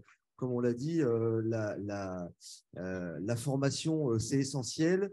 Et nos écoles, quand même, il faut dire qu'elles ont un peu du mal à s'adapter rapidement. Alors, évidemment, tout le monde ne sera pas d'accord avec ce discours, mais il faut quand même dire les choses telles qu'elles sont. Même si on fonde Alumni Force the Planet, c'est pas pour ça que on apprend aux gens à faire de la construction bois au lieu de béton. C'est pas pour ça qu'on va arrêter de faire des tunnels qui mettent 50 ans à être rentabilisés d'un point de vue carbone, voilà, etc. J'ai une question extrêmement pratique et pragmatique à la suite de ma consoeur. Je suis dans une copropriété à Paris. Comment je fais aujourd'hui, en 2023, pour essayer de bouger à la fois mes copropriétaires et puis d'essayer d'avoir les autorisations des ABF pour construire une façade à isolation externe et peut-être une terrasse végétalisée sur mon toit en zinc magnifique, mais sous lequel je puis. Merci beaucoup. Merci beaucoup, Manuel. Donc, je vous passe la parole. Merci. Alors, je garde la copro pour la fin. Il est certain que c'est juste un point de départ, cette mission, que ce soit en termes de plan d'action, d'échelle territoriale, de mise en mouvement. Mais le fait est que un simple rapport produit par une quinzaine d'élus produit déjà cet effet. La solution, c'est que, à mon sens, pourquoi ça fonctionne, c'est parce qu'en fait, on était ancré dans le réel. Je pense que si on avait fait exactement le même travail il y a encore 3 ans, ça passait pas. D'accord? Donc, ne regardons pas l'avenir simplement en regardant ce qui s'est passé il y a ces quelques années. Je pense qu'on est face à une très, très grande accélération et de la réalité du changement climatique et des réactions des corps sociaux. Alors, moi, je fais ce que je peux, mais ça ne va pas aller très loin si je suis tout seul. Donc, je suis allé voir le groupe écolo du Sénat, le groupe écolo de l'Assemblée, bientôt à la région, pourquoi pas à la métropole. Je ne sais pas si Maud, tu as pu faire la même chose avec tes sphères politiques, mais on sait aussi qu'il y a d'autres élus qui ont bien compris qu'il y avait un enjeu d'habitabilité qui se jouait et que donc il fallait aller convaincre les autres. Il y a quand même dans cette histoire une question, certes, de connaissance, et ça, je sais que vous allez savoir vous en saisir, mais il y a aussi une question de choc cognitif. Le choc cognitif, là, on est face à… Moi, je perçois une sorte de paralysie, de tétanie, et il faut arriver à percer ce mur-là. Et je crois que ce mur, il se perce avec 2 jambes. La lucidité, qui peut créer des effets de j'ai envie de m'enterrer vivant. Ça, c'est la première partie du rapport. Donc, ne vous arrêtez pas là. Il y a la deuxième moitié qui est l'enthousiasme. Parce qu'en fait, sur cette question-là, on a des solutions. Et ce que ça pose fondamentalement, cette question de l'adaptation, c'est qu'est-ce qui est précieux pour nous, qu'est-ce qu'on va vouloir défendre, protéger. Et ça va venir équilibrer une autre discussion qui commence à avoir lieu, qui est celle de la décroissance, qui est à quoi est-ce qu'on va renoncer. Et c'est le couplage des deux qui est intéressant. Et moi, quand j'étais sur les bancs de l'école, on me disait toujours non, il ne faut pas parler d'adaptation parce que sinon, on ne va jamais faire l'atténuation. Bon, bienvenue en 2023, on n'a fait ni l'un ni l'autre. Donc, on peut avançons. Avançons à toutes les échelles, que chacun et chacune prenne ses responsabilités au niveau politique. Et les 4 sup que nous sommes, ne regardons pas la situation en champ de faïence. En étant tout gentil, je pense que peu, voire pas du tout de personnes dans la salle ont une culture de la lutte parce que voilà, on a été des bons élèves, on a eu des diplômes, On a toutes et tous traversé nos propres enfers individuels, mais sans doute qu'on n'a jamais eu à lutter collectivement. Et ça, il va falloir apprendre à le faire très, très vite. D'accord? Parce que s'il y a juste 3 personnes qui essayent de bloquer une autoroute par-ci, tant qu'il n'y a pas les gens qui sont dans le système et qui ont les manettes et qui ont les moyens de mettre la pression aux politiques, de tous bords politiques confondus, hein, à tous les échelons, eh ben, on aura beau être 15 élus ou 2 élus hyper motivés, on ne va pas arriver à grand-chose. Donc, c'est aussi un appel hein, pour que demain, est-ce que vous pouvez passer un coup de fil, envoyer un message à votre député, à vos élus locaux, à truc machin, en disant, bah voilà, moi, ce que je retiens de la mission Paris à 50 degrés, dans vos sphères, les différentes sphères, hein, mais aussi au niveau politique, que faites-vous par rapport à ce constat, qui est un constat transpartisan? Un constat transpartisan, c'est essentiel. C'est essentiel de s'appuyer là-dessus, que ce soit au niveau des différents échelons, sur comment s'assurer la mise en place de tout ça. En fait, il faut mettre la pression. Il faut mettre la pression là, et vous envoyez un mail, faites un tweet à Madame Hidalgo pour le niveau parisien, à Madame Pécresse pour le niveau régional, à qui vous savez dans les autres sphères, et demandez-leur des comptes. Pourquoi est-ce qu'on est en train encore de construire une tour dans Paris? Pourquoi est-ce qu'on est en train de mobiliser tous les moyens de l'État pour organiser des Jeux Olympiques moi, je suis ravi qu'il y ait des athlètes qui qui se déplacent pour faire des compétitions internationales, mais on n'a peut-être pas besoin qu'il y ait un public qui se déplace et on pourrait en faire nos Jeux Olympiques. C'est-à-dire que le sentiment d'urgence, là, que peut-être ça vous fait peur de dire Paris à 50 degrés, bah, il va falloir s'y préparer, mais il y a une limite dure à l'adaptation. D'accord? La question de l'habitabilité de Paris se joue dans les 10-15 ans. Ça, c'est mon estimation à vue de nez. Sur la copro, j'organise la semaine prochaine un autre événement sur un format complètement différent qui est plus de l'ordre du témoignage et c'est beaucoup plus participatif qu'aujourd'hui où là, il y a une espèce de truc professoral avec l'amphi comme ça. Où on va échanger nos trucs et astuces. Alors, non pas les 10 choses à faire dans son appartement, comme on peut tous le rechercher sur Internet, mais qu'est-ce qu'on peut faire à l'échelle d'une copropriété, à l'échelle d'une rue aussi, parce qu'il y a des solutions qui sont soit peu ou pas techniques, sans investissement parfois. Je veux dire, ça coûte rien d'ouvrir les fenêtres, hein. Par contre, il faut s'organiser pour le faire. Et ça, du coup, il faut que ce soit une démarche collective. Les sciences cognitives nous disent très bien que c'est beaucoup plus facile de changer si on s'y met à plusieurs dans la même organisation. Donc, voilà, utilisez vos réseaux, vos différents réseaux. La copropriété, c'est une forme de réseau collectif. Et voilà, merci. Merci beaucoup pour ce cri du cœur. Alors, il nous reste vraiment pas beaucoup de temps. Est-ce que, pardon, Maud? Je vais tenter, ça va? Ça, allez, ça passe. Peu de choses à rajouter. 2 éléments quand même. Le premier, c'est que effectivement, il faut sortir des frontières territoriales des villes, coopérer. Il va falloir faire 2 choses à l'intérieur des villes. La première, de la sobriété. Alors à Paris, la grève des éboueurs a quand même été un révélateur du monceau de déchets qui étaient produits dans une ville comme Paris, plastique, livraison, éléments à emporter, surconsommation, suremballage. Et c'était au moins intéressant pour être un vrai révélateur pour les Parisiens. Et puis, il va falloir faire preuve de solidarité. Et je ne sais pas si aujourd'hui, dans des grandes villes comme la nôtre, on arrive à le faire. Solidarité de 2 ordres. La première, c'est que c'est très facile pour les sièges des grandes entreprises de climatiser. Se raccorder à Fraîcheur de Paris, c'est une question d'argent. Ça permet d'avoir des beaux bureaux climatisés, y compris sous des toits patrimoniaux sur lesquels qu'on ne rénove pas et qu'on ne touche pas, pour avoir des bureaux frais et parfois surclimatisés.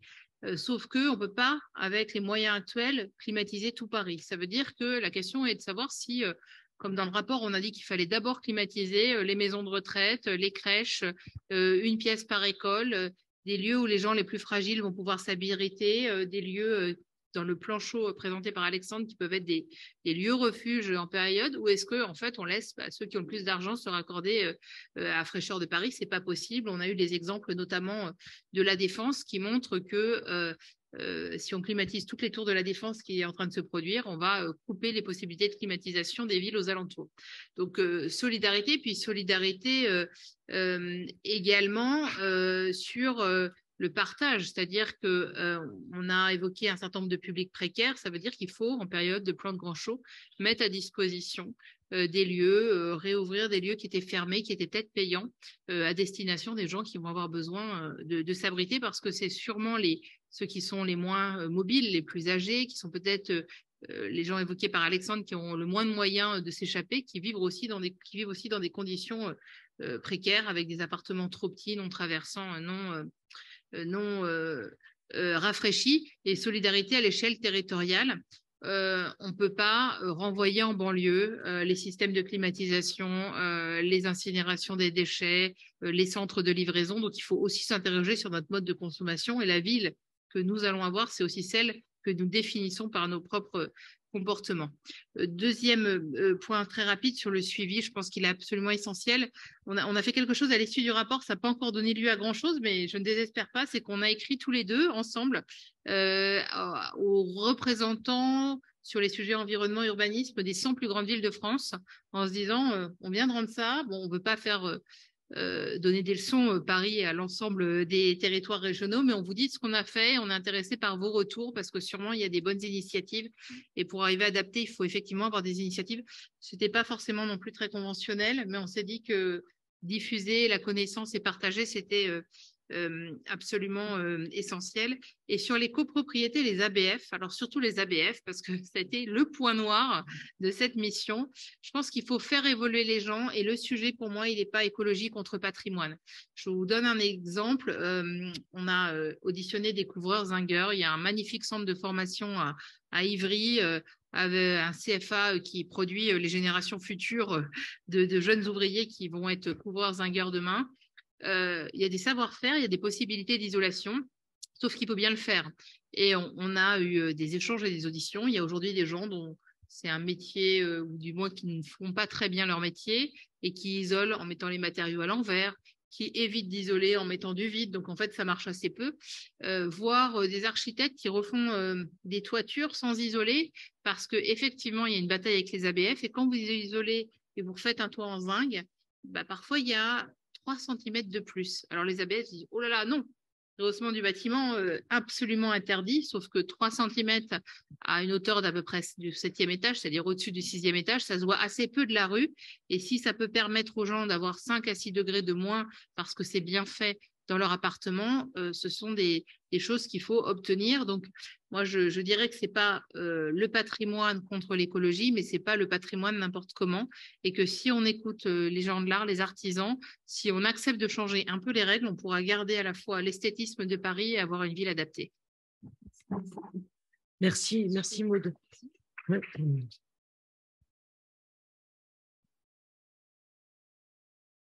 Alors, je crois qu'on va être obligé de libérer l'amphi. Je vous propose quand même une dernière question. Vous allez avoir le micro là. Je suis vraiment désolée, on va nous fiche dehors.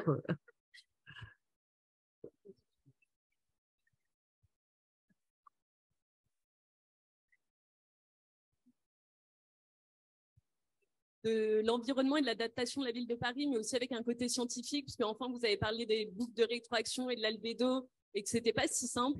Maintenant, moi, j'ai travaillé déjà à la ville de Paris en tant que stagiaire. J'ai analysé, donc la ville de Paris, c'est connu pour notamment ses plans stratégiques, ses plans d'action, sa stratégie de la résilience. Je trouve que vous avez fait beaucoup écho à des choses qui sont déjà mises en place aujourd'hui ou qui ont eu vocation d'être mises en place. Vous parlez de 250 pages, donc je suis ravie et je pense que je vais retrouver plein d'éléments là-dedans. Maintenant, c'est quoi la tactique?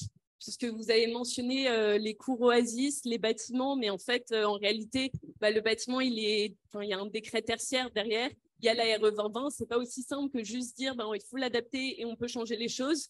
Ma deuxième question, c'était vous parler des appels d'offres, mais pour travailler dans le secteur de l'énergie, en fait, on se rend compte que franchement, les appels d'offres dans les collectivités territoriales, et on peut regarder aujourd'hui dans la clause verte, ça ne prend jamais en compte l'environnement. Aujourd'hui, on est à plus de le pourcentage donné à l'environnement, c'est généralement 5 à 10% au mieux. Et enfin, une des questions que j'avais, et c'est souvent un oublié quand on parle à des gens de la ville de Paris, c'est l'éclairage public. Aujourd'hui, c'est une ville qui est quand même avec un éclairage très faible en LED. On voit que ça change depuis dans la dernière année, mais pourtant, ça change très, très lentement. Donc, je me demandais, est-ce que c'est un oublié de cette transition? Et ma dernière question, je suis désolée, elle porte sur votre tactique. On parle beaucoup de formation et là, on a eu la chance d'entendre toutes ces prestigieuses universités parler de formation, mais en réalité, en fait, on se rend compte que un des gros problèmes pour moi politiques, et que ce soit dans les ministères ou aujourd'hui à la ville de Paris, c'est qu'on a des politiciens et des élus qui, eux, mènent un peu la politique de la ville. Et en fait, il y a très peu de personnes qui sont formées aux sciences environnementales. Alors certes, on fait des fresques du climat, mais je pense que ça ne suffit pas pour connaître en réalité les détails d'un plan d'adaptation. Et les échelons à la ville de Paris scientifiques, ils sont assez bas dans les directions. On parle de la DEV, par exemple, et c'est très bas. Et quand Hidalgo a signé, a parlé de l'Académie climat que vous avez mentionné, elle disait que ce n'était pas un lieu d'experts scientifiques, mais un lieu donné à tout le monde. Et je voulais un peu savoir votre position. Est-ce que vous êtes vraiment d'accord ou est-ce qu'on pourra enfin avoir des scientifiques qui s'impliquent dans les décisions?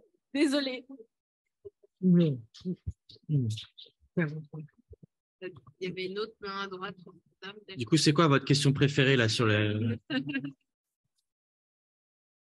Dans toutes les questions que vous avez posées, vous voulez que je réponde à laquelle?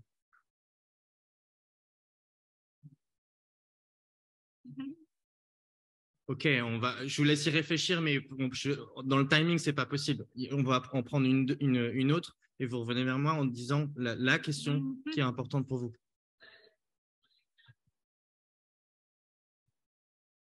Oui, alors je vais vous dire merci à tous en 3 mots et en 200 mots maxi, vous poser une question. Pourquoi ne s'occupe-t-on pas des toits des voitures? Il y a quelques décennies, on avait des porte-bagages sur les voitures. Ce n'est pas compliqué à fabriquer. On y mettait 20 à 60 kilos de bagages, c'est-à-dire l'équivalent d'un passager. Les constructeurs automobiles savent remplacer les porte-bagages par des petits coffres en bois ouverts dans lesquels vous mettez 4 cm de terre, toutes les plantes qui acceptent de pousser sans eau et des plantes grasses s'il n'y a pas d'eau. Et tout ça, ça se balade dans tout Paris.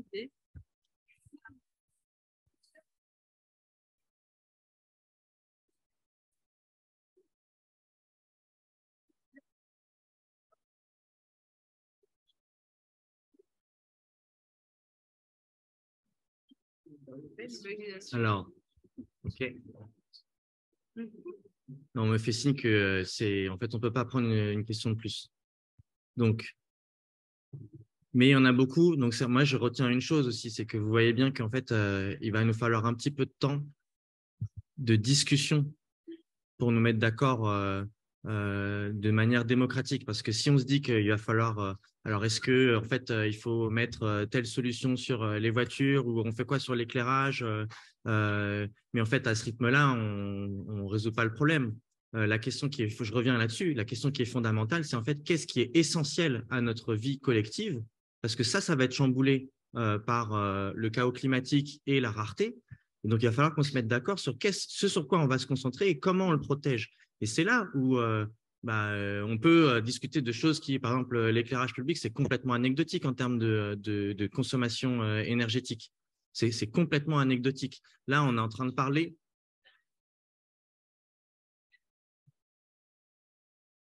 chacun pourra vérifier.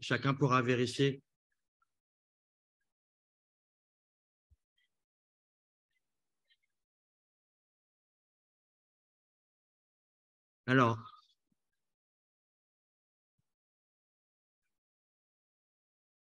je vous invite à regarder les chiffres pour vous faire un avis là-dessus, sur le bilan carbone de la ville, sur le territoire, etc. etc.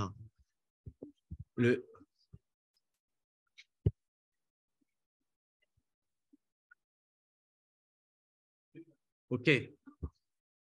Donc ça, c'est déjà plus concret. C'est-à-dire qu'effectivement, cette mission, elle n'est pas pilotée par l'exécutif. Donc ça ressemble plus en fait à une commission d'enquête mixte parlementaire c'est pas mandaté par l'exécutif. Donc ensuite, charge à l'exécutif et à la majorité de prendre les informations dans la mission pour les mettre d'un côté dans le plan local d'urbanisme pour dire il faut arrêter de construire à tel endroit ou à tel autre, il vaudrait mieux construire de telle manière. Et on a un outil aussi qui est en cours de discussion qui s'appelle le plan climat et qui doit reprendre un maximum de mesures de traduire de manière opérationnelle, parce qu'on a très modestement, en fait, ce sont juste des perspectives politiques, parce que c'est aussi comme ça qu'une mission fonctionne. On n'a pas les moyens de la ville pour faire des chiffrages, pour se battre sur des chiffres ou d'autres choses très agréables de ce genre.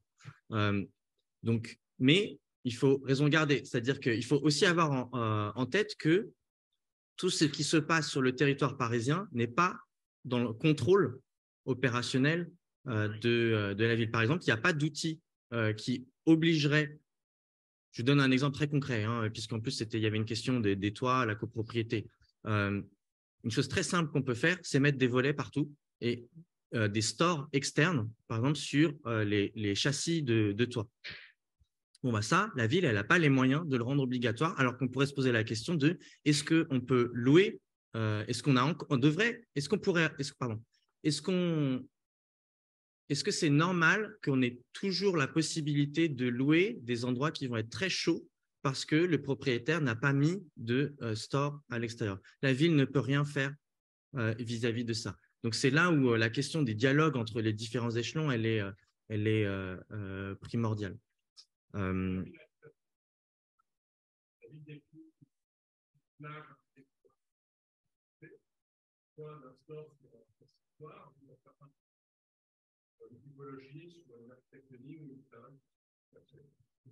Non, c'est pas, le PLU ne peut pas réglementer ça.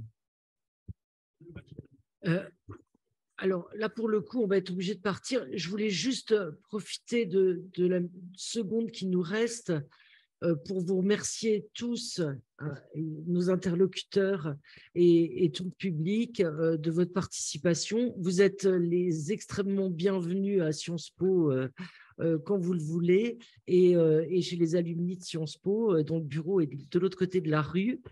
Vraiment, quand vous voulez, c'est de très bon cœur.